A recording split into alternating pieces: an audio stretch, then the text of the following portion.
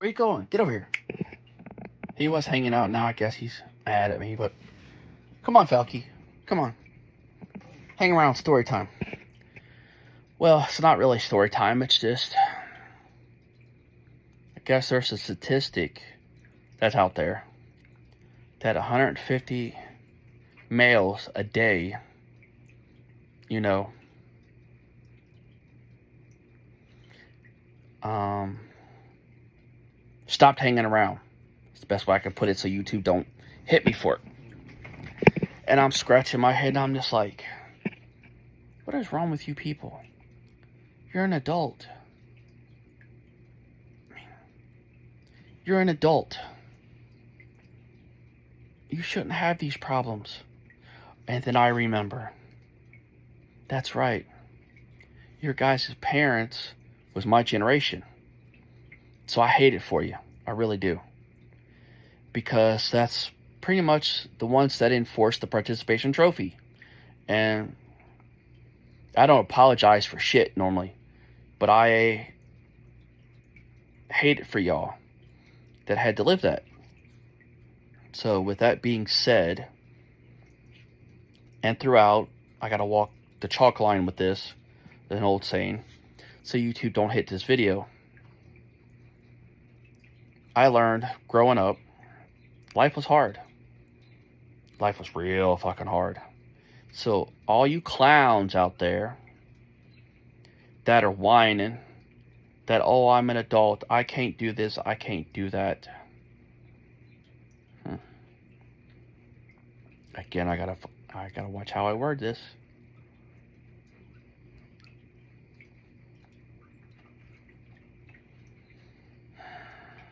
I'm thinking. Okay, here we go. A dog being dropped off at the kennel. At the SPCA. Somebody just dropping him off. An old dog that had spent years with people getting dropped off. Yeah. Live through that. Then you might can whine about it. You might can do what you do about it. But you're a grown adult. Get over it. So, with that being said, as a kid, things were hard. Things were really hard. A lot harder than most of you people can imagine. The people that lived it will tell you. Off social media will tell you. So, music is what I gravitated to. Because my life fell apart. Quite literally fell apart as a child. And as a teenager. It's really fucked up. And yeah, use your imagination. Because I ain't figured out how to word it yet. Not to get booted this day and age. So, I gravitated to music. That's what kept me alive. As a kid and as a teenager. Because I didn't know what else to do or how else to deal with it.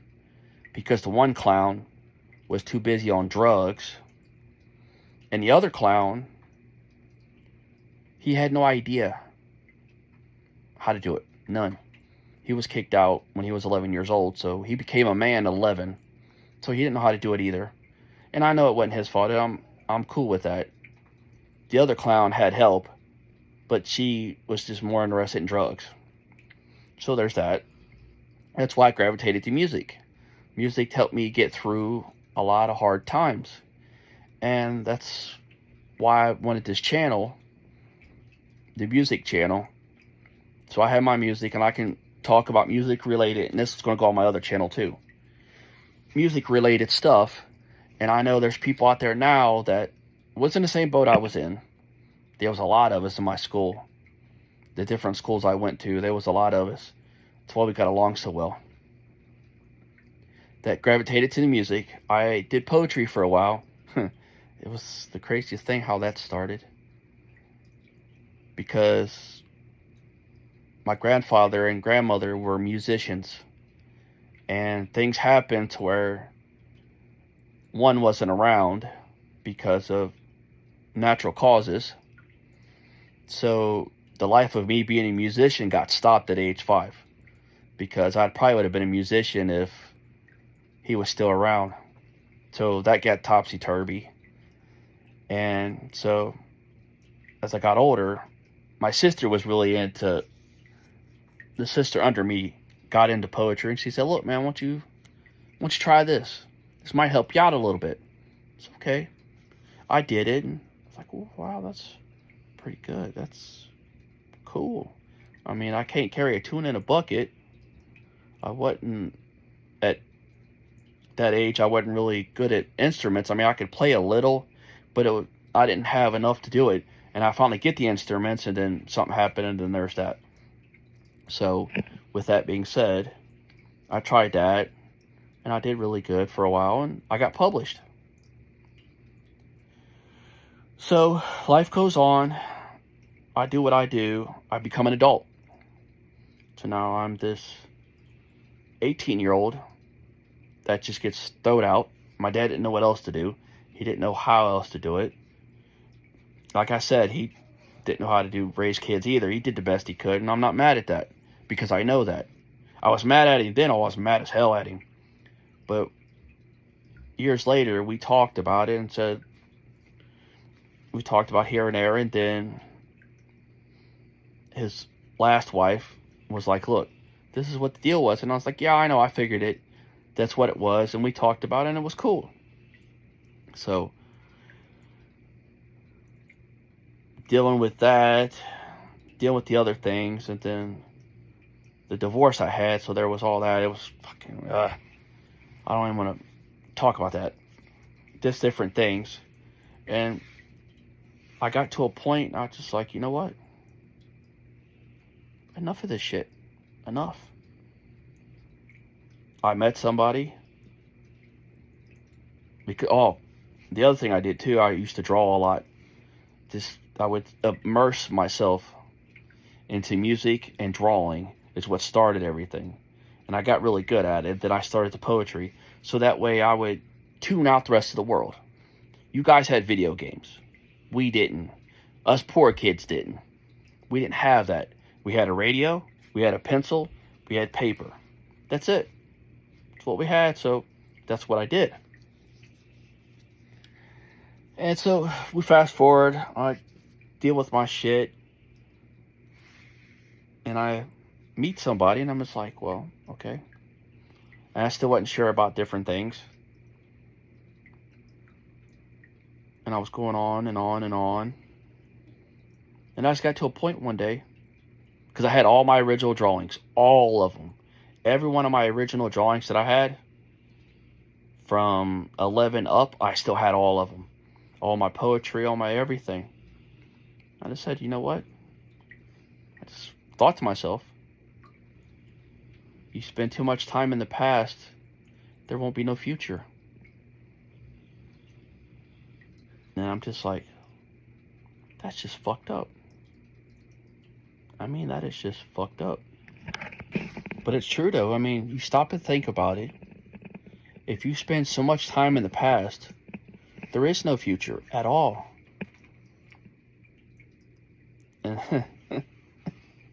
And something my grandmother said years ago, because of the growing up problems. She said, look, you spend all that time hating someone, and nobody knows, that person has no idea that you're hating them or why that you're hating them.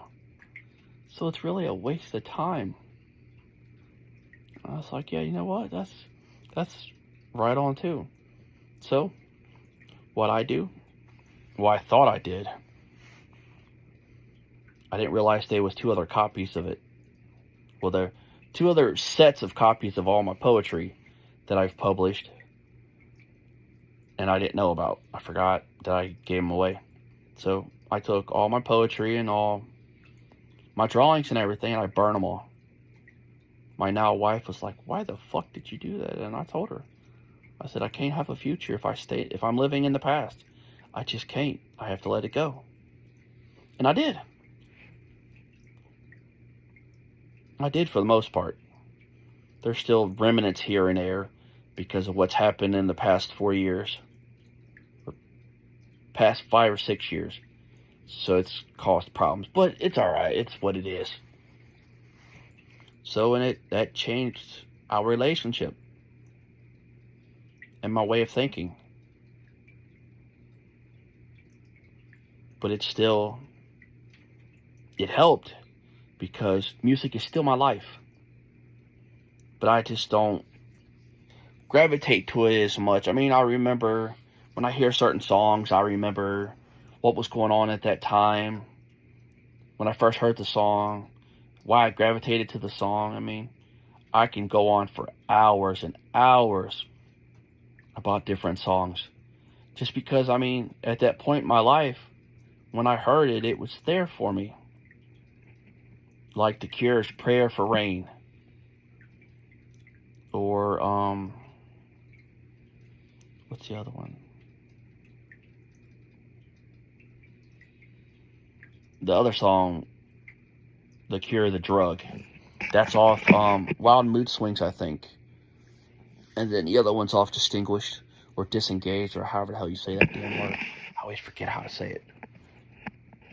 And then I was just listening to Duran Duran, which is kind of out there, is Ordinary Love and When You Come Undone.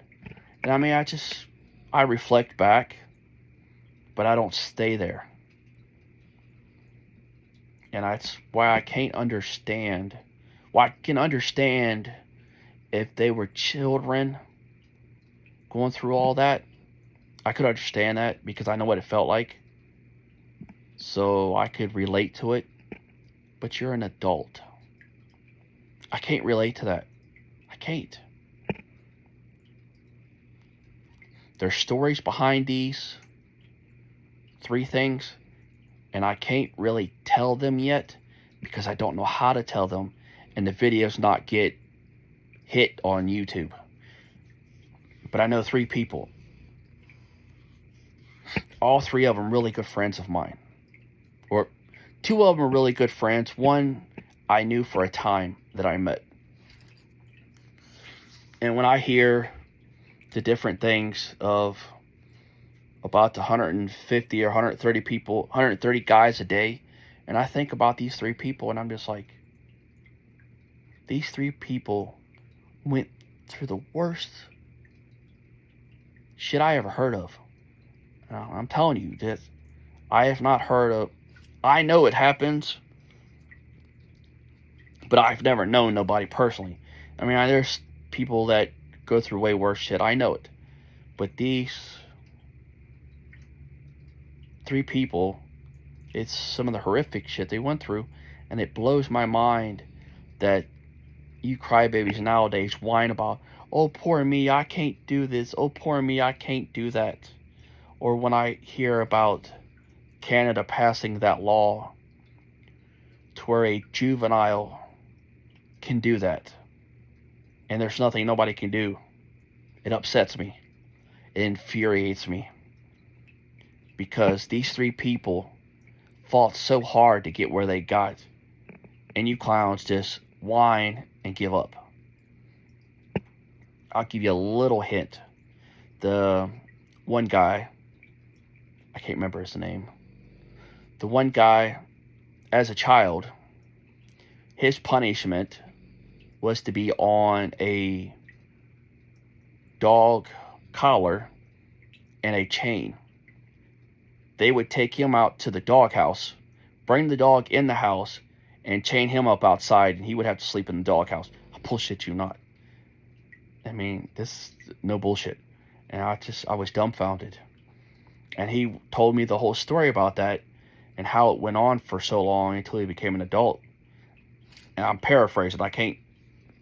One day I might talk about it and be able to say it. But the way the things are on YouTube now, I can't. Then the other guy, another one, that when I was friends with him, all the way up until he died. So from the time I was 12 till 10 years ago, I think it's been 10 or 11 years, we've been friends. He's helped me through a lot of shit because he went through way worse. And it started for him when he was 8 years old. His mother and father were killed in a car accident together. And he was put in foster care. And any horrific thing you can think about, yeah, it happened to him. And I don't know. I have no idea. None. I don't know. I don't know how he survived it and became a productive person in society. I have no idea. I have no idea. I don't know. Because my life wouldn't hold a candle to his. Not even close. That's why when he told me that, I quit talking about mine. I shut up. Because mine was pretty bad and his was unreal.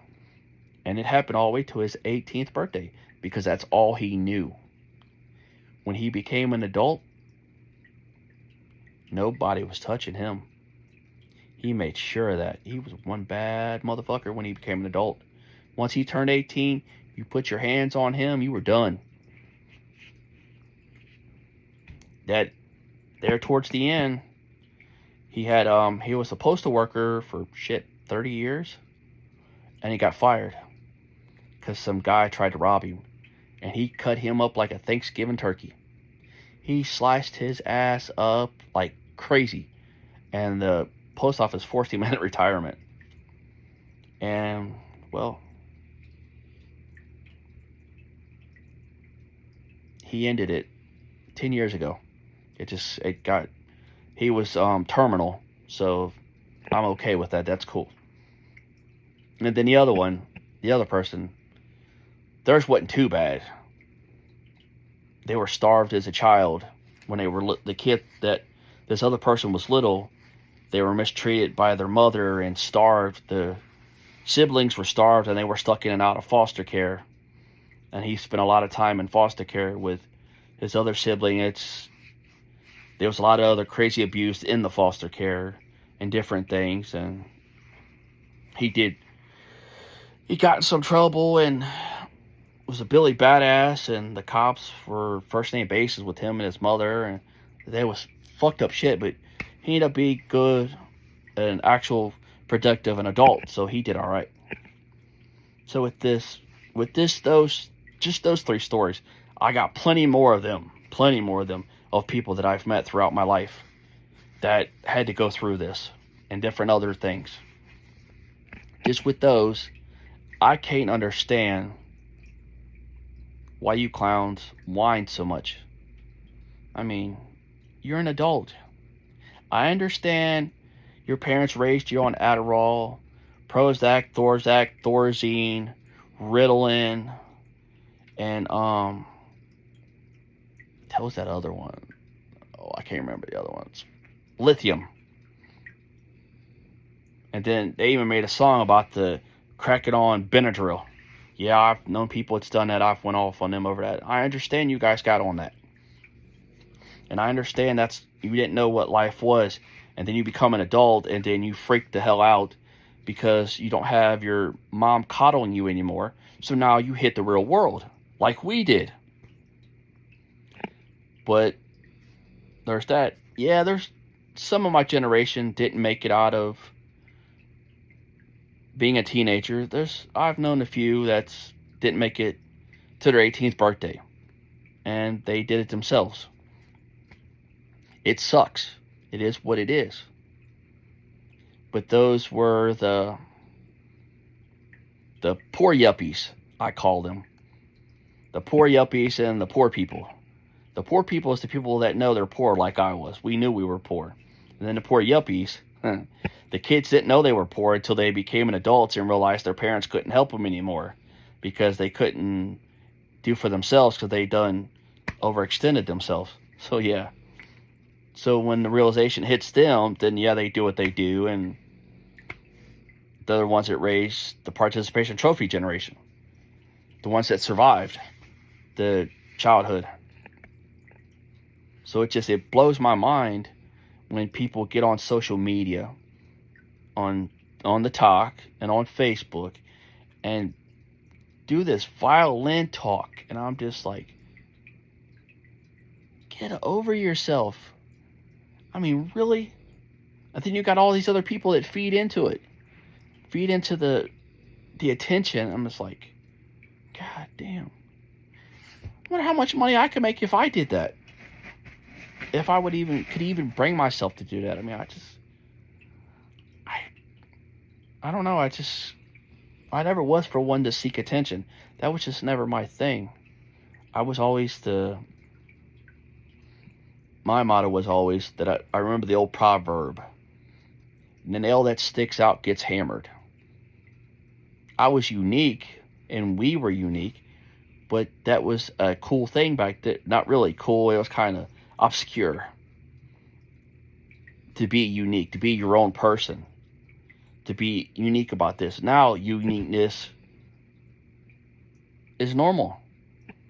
So many people that are struggling to be so unique, they will cut holes in their ears, they will slice their tongues open, they open holes, I mean, I'm talking holes that big in their nose, all these crazy tattoos on the face. I mean, it's just nuts. And then get mad because you can't get a job because it's not even a good tattoo on your face. I mean, if you got a badass tattoo on your face, like, the hell's that guy's name? Fuck, I can't remember his name.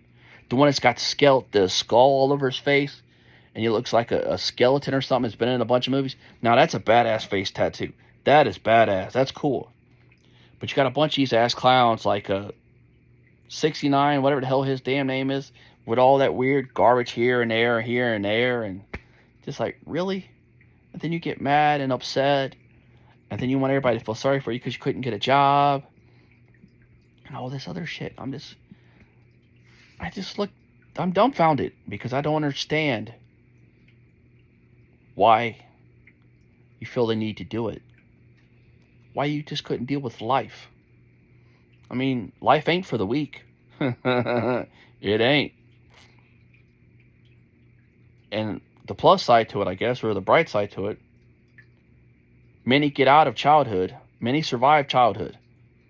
But no one survives adulthood. No one. No one gets out alive on adulthood. So, with that being said, I've always thought, because to live fast, die young. I don't remember where the hell I heard that. It's music somewhere. And I thought about it. And a few things I've watched, a few movies I've watched, to where it makes me think about it. Do you want to live fast and go out young? Or live slow and grow old? Well, being that I've known a few people that's hit it in the high 80s and 90s, how that turned out, that wasn't very good. It wasn't good at all. It was bad. I don't know. I understand why they do it. I just can't bring myself to do it because I'm not interested in that. That's not my thing. I'm curious to see what happens next. So that's why I want to stick around. And plus, I piss a lot of people off on the talk and bitch book and YouTube. So I don't mind sticking around messing with people. Just for shits and giggles. Because it's entertainment for me. Y'all take it serious. YouTube takes it real serious, but to me it's just a game. It's some entertainment for me, and that's it. So, I guess that's all I can say without getting in trouble. So just, when you think about that, think about this. There's someone that had a life way worse than you're having. Way worse. So, my advice to you is, suck it up, buttercup. Keep on pushing.